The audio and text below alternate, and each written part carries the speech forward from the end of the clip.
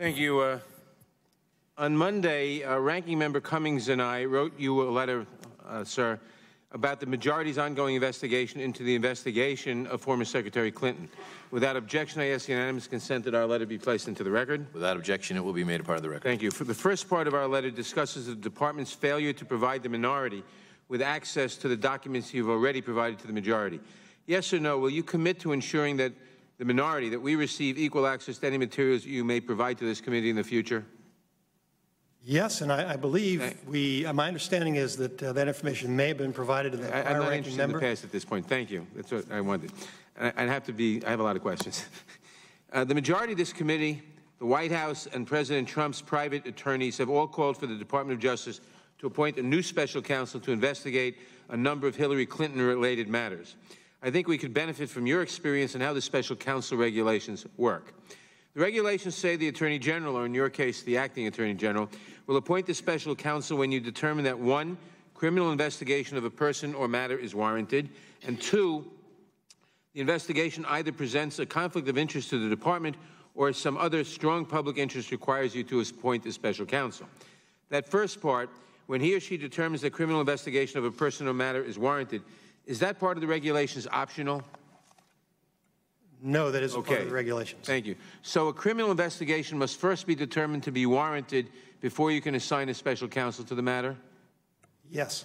Thank you. And at the Department of Justice, a criminal investigation requires an initial assessment and a preliminary review of the evidence? Correct.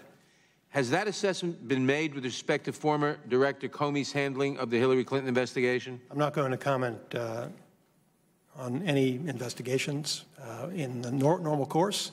Before we made a determination, we would conduct an appropriate review. And I assume your answer would be the same if I asked you about the FBI's interaction with Fusion GPS? It would be the same for anything, okay. Yes. Then presuming for a moment that the department has conducted an initial assessment and found no predicate for a criminal investigation, so in plain English, there is no ongoing criminal investigation. Under this presumption, could you or the Attorney General Sessions simply appoint a special counsel to look into these matters? No.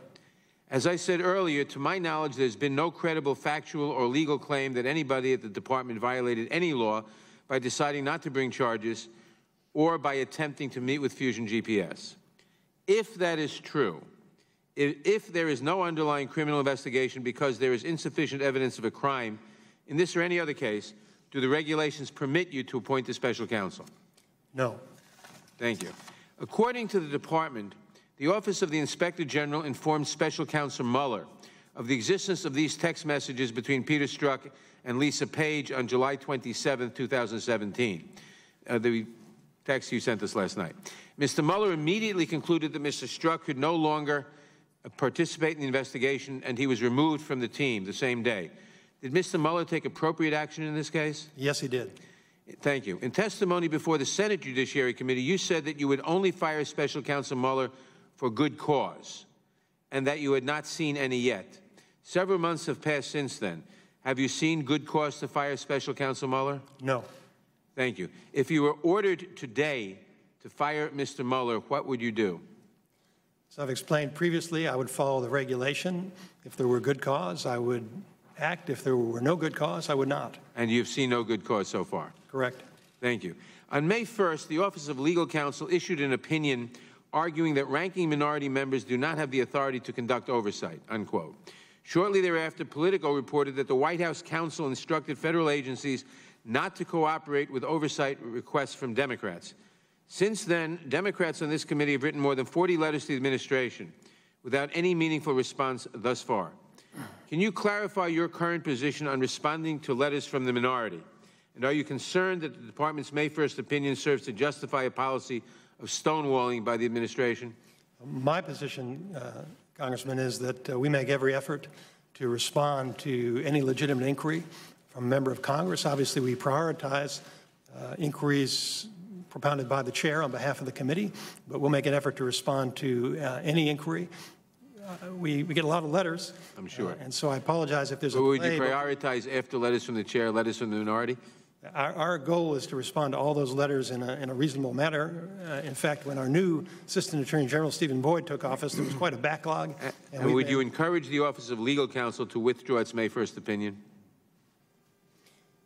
I'll take a look at it, Congressman, but as I said, without regard to what the law may require, our policy is to try to I understand that, accommodate any but requests. you would take a look at whether you would encourage the Office of Legal Counsel to withdraw that May 1st opinion.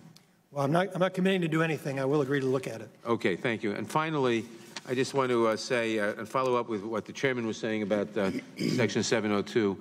The bill that this committee reported specifically said basically said it where you're doing a counterintelligence or foreign or terrorism investigation, you don't need a warrant to query Section 702 data. But where you're conducting an investigation of domestic crimes, then, like any other investigation of domestic crimes, you would need a warrant. So that the danger that I think you were referring to is taken care of by the bill, and I endorse the comment of the chairman to that effect, and I think you should take a look at that. I urge you to take a look at that.